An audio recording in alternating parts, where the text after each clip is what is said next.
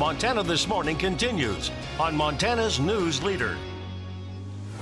It's the day to shop till you drop. I'm Laura Podesta in New York. I'll show you what's happening at stores around the country this Black Friday. And also coming up, 2018 is shaping up to see some major political races in Montana, even though it's an off-election year.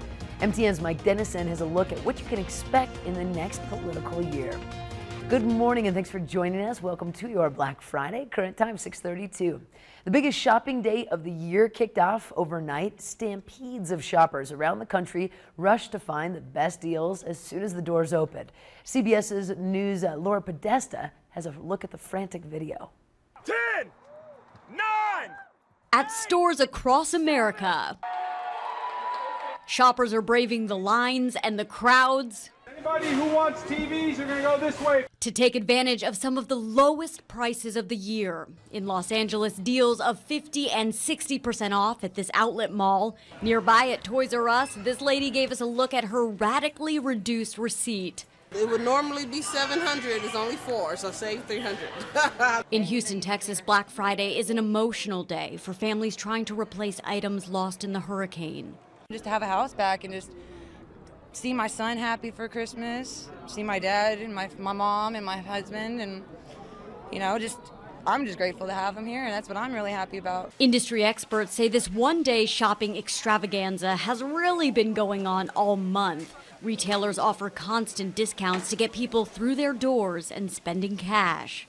The reality is that bricks and mortar retail is still the dominant part of retail. And it's not just clothing and electronic stores getting in on the action. In Milwaukee, Wisconsin, these people brave the cold for Black Friday beer. This brewery only offers this special brew one day a year. Laura Podesta, CBS News, New York. Now, according to the National Retail Federation, about 70% of Americans, an estimated 164 million people, are planning to shop or at least considering shopping between Thanksgiving Day through Cyber Monday. Oddly enough, I think I have some college buddies that would be camping out for the beer, I'll be honest. It didn't look like there was that many at the time. No. The excitement level, I'm sure, will rise. It will. Hey, this morning temperatures are cooler. The wind has let up, but looks like we're going to be dealing with slightly cooler temperatures through the day today. Quick note, Bridger Bowl will not be opening today because of conditions, so we'll keep you updated on that. Temperatures a little cool for the early morning. Our skies are clearing. Most areas still above the freezing mark, which does pose a problem for a lot of melting going on. Temperatures should be into the 40s for today. We do have a cooler start to the weekend once again, but our next chance of snow really not in store until early next week. Your complete forecast coming up in just a few minutes. Thank you, Matt. Now 6:34.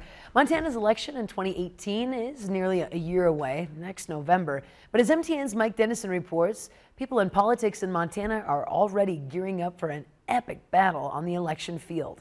First part of his two-part series, he reviews a statewide political landscape for the upcoming year. When you ask party officials in Montana about their top priority for 2018, the answer comes as no surprise. Our top priority is re-electing Senator Jon Tester. Obviously, the Tester Senate race is a key target for us. Democrat Tester is running for re-election to a third term in the U.S. Senate, and so far as many as 6 Republicans are vying for the nomination to take him on. National Republicans also are targeting Tester, as a Democrat in a state won big last year by President Trump. That means big money will be spent. But Montana State political science professor David Parker says a lot depends on the Republican opponent and whether they keep it competitive. It's definitely a top 10 race in the country. I don't think it's a top 3 race. Whether or not it's going to be a $50, $60 million race like it was in 2012, I'm not too confident yet that that's going to be the case. The Tester race is the main event in next year's Montana elections. But there's also the re-election race of newly minted Republican Congressman Greg Gianforte, a pair of Supreme Court races, and 125 legislative contests. Already, 6 Democrats are competing to challenge Gianforte. Gianforte is damaged, and we're going to take him out this time. I'm convinced that we're going to have a strong candidate coming out of the primary, and we're going after him. Yet Parker says Gianforte is still the favorite in a state where Democrats haven't won this seat since 1994, unless... I think Gianforte gets into trouble if there's a wave election generally in 2018. And the midterm right now shaping up to potentially be a wave type election where Democrats could do quite well. That wave, of course, depends a lot on the popularity of President Trump. Montana Republicans see Trump as a plus and say they're happy to embrace the president. Trump won by 20 points here, and we get calls every day. What are you doing to support the president? Democrats, however, say Trump is energizing their forces as well. We have more enthusiasm now, Mike, than I've seen in a very long time. So I think people are realizing that politics are not a spectator sport, and they are getting involved, and they're going to be there voting in this mid-cycle. But the 2018 election also will turn on what candidates stand for. And State Republican Party Chair Deborah Lamb points to the GOP message of higher paying jobs, lower taxes, and less regulation. The message, I think, is the right message at the right time in Montana. As we've seen over the last few years, we now have 5 out of the 7 statewide and national elected candidates. Those are all Republicans. Can Democrats stem that tide in Montana in 2018? That's one of the key stories to watch this coming election year. Tomorrow, we'll take a closer look at the money so far in the big tester race. Reporting from Helena, Mike Dennison. Now, we will have part 2 of Mike's report for you actually tonight at 5:30 and 10 p.m. as well. And also, a local restaurant is hoping to create a new holiday tradition, that is opening its doors on Thanksgiving Day. Fuddruckers opened up from 10 a.m. to 2 to feed those that didn't have anywhere to go for Thanksgiving or any family members maybe not too close by. The restaurant even had volunteers that helped feed with a true Thanksgiving feast, including turkey and all the fixins. We're hoping it's a better year than last year. We had a good year last year.